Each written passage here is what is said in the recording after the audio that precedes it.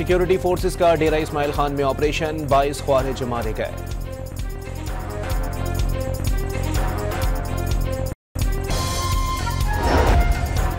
अफगान सरजमीन से ताजिकिस्तान में ड्रोन हमला, 3 चीनी शहरी हलाक। ताजिकिस्तान का अफगान हुकाम से सरहदी सलामती के लिए फौरी और मौसर इकदाम का मुतालबा।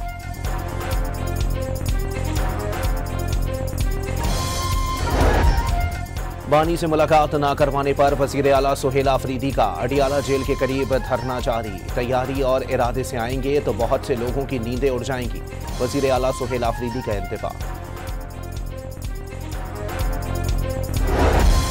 श्रीलंका ने दिलचस्प मैच के बाद पाकिस्तान को 6 रन से शिकस्त दे दी। कप्तान सलमान अली आका के 63 रन से काम न आए। इब्तिदा में पाकिस्तान की विकेटें जल्दी गिरी। फरहान 9, बाबर 0, फखर 1 रन बनाकर चलते बने।